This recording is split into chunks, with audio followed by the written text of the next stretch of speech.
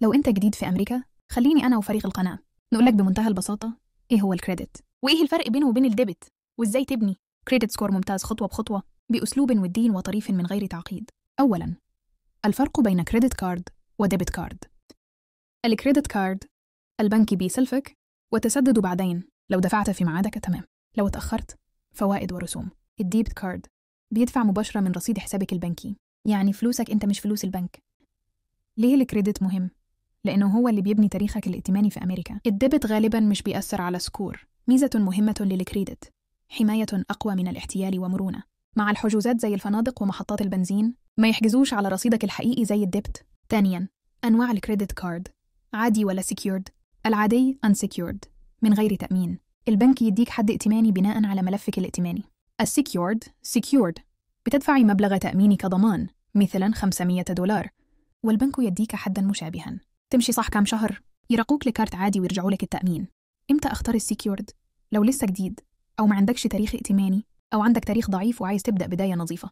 مميزات الكريدت لو استخدمته صح: يبني الكريدت سكور ويفتح لك أبواب إيجار شقة، شراء عربية، فوائد أقل، عروض أحسن، مكافآت وكاشباك، وحماية مشتريات، وسهولة استرجاع فلوس عمليات مش مظبوطة. مفيد للحجوزات والسفر وتأجير السيارات، لأن الحجز المؤقت ما يجمدلكش رصيدك زي الديبت. عيوبه لو استخدمته غلط: فوائد عالية لو ما سددتش كامل المبلغ، مصاريف سنوية على بعض الكروت. السحب النقدي كاش أدفانس رسومه وفوائده عالية، ابعد عنه. التأخير أو الاستخدام المبالغ فيه يدمر السكور بسرعة. يعني إيه كريدت سكور؟ وليه يهمني؟ ببساطة، رقم بيوصف مدى التزامك في الدفع. تقدير تقريبي للدرجات: ممتاز فوق 750، جيد جدا من 700 لحد 750، جيد من 650 لحد 700، متوسط من 600 لحد 650، ضعيف أقل من 600. مكوناته الرئيسية تقريبا: تاريخ السداد في ميعاده حوالي 35%، نسبة الاستخدام utilization حوالي 30%، عمر الحسابات حوالي 15%، فتح حسابات جديدة حوالي 10%، من تنوع أنواع الكريدت حوالي 10%.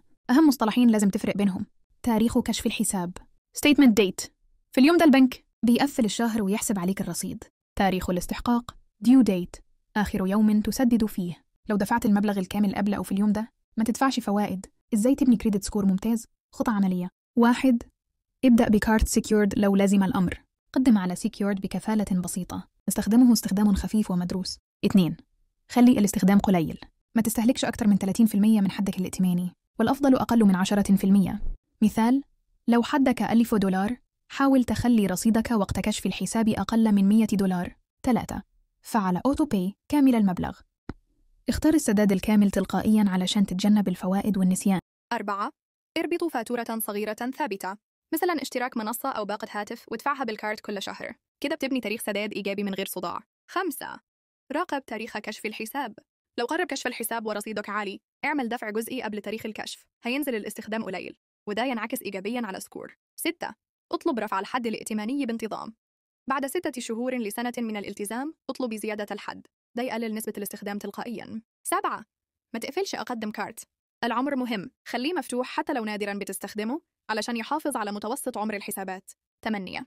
قدم بهدوء، بلاش كتير مرة واحدة، كل طلب جديد بيعمل hard inquiry، قدم على كروت جديدة على فترات متباعدة. 9. فكر في authorized user، لو عندك قريب موثوق عنده تاريخ كويس وحد عالي يضيفك كمستخدم مخول، ده ممكن يبوست سكور بشرط إنه يسدد في ميعاده واستخدامه قليل. 10. راقب تقاريرك الائتمانية، اطلب تقاريرك المجانية مرة كل سنة من المكاتب الثلاثة وتأكد ما فيش أخطاء، لو في خطأ قدم اعتراض. أسئلة شائعة بسرعة وبساطة: هل لازم أدور رصيد علشان أبني سكوري؟ لا، الدفع الكامل كل شهر أفضل حاجة. هل buy now pay later يبني الكريدت؟ مش دايما، وغالبا ملوش نفس تأثير الكريدت كارد، خليه آخر اختيار. ما عنديش رقم ضمان اجتماعي SSN؟ بعض البنوك والكروت بتقبل ITN، اسأل البنود قبل التقديم. أخطاء قاتلة تجنبها: تدفع الحد الأدنى بس، هتتراكم فوائد، تستخدم الكارت لفلوس كاش أدفانس، رسوم وفوائد من أول يوم، تتأخر حتى لو يوم واحد، التأخير يوجع سكور، تتجاهل الرسوم والمعاملات الغريبة، راقب التطبيق واعترض فوراً لو في حاجة مش مظبوطة. مثال واقعي مبسط: سامي فتح سيكيورد $500، صرف كل شهر 50 لحد $70 على بنزين ومشتريات بسيطة، قبل تاريخ الكشف بيومين كان رصيده أقل من $50، فعل أوتوباي للمبلغ الكامل، بعد 6 شهور طلب تحويل لعادي وزيادة حد ل 1500، بعد سنة بقى سكوره حوالي 725 تقريباً. وقدر ياخد كارت بمكافآت وفايدة أقل. نصايح سريعة تذهب وجع القلب. استخدم الكارت كأداة مش كالمحفظة السحرية. ادفع كامل كل شهر. خلي عينك على نسبة الاستخدام. أكبر عدو للكريدت التأخير. أكبر صاحب للكريدت الانتظام. الخلاصة الودية. الكريدت في أمريكا زي الكلب المدرب، لو ربيته صح يبقى صاحبك المخلص، ولو سبت حبله على الغارب هيعضك بفوائد ورسوم. امشي على الخطة وادي نفسك وقت، وهتلاقي أبواب كتير بتتفتح قدامك. تنويه مهم: المعلومات دي للتوعية العامة وليست نصيحة مالية. قبل أي خطوة كبيرة استشر مستشارا ماليا معتمدا، وخلي بالك إن القوانين والسياسات بتختلف من ولاية لولاية ومن بنك لبنك. لو الحلقة فادتك اعمل لايك واشترك وقول لنا في الكومنتات بتتفرج علينا منين، ولو في أمريكا في أنهي ولاية، وأسئلتك عن الكريدت إيه عشان نجاوب عليها في الحلقات الجاية.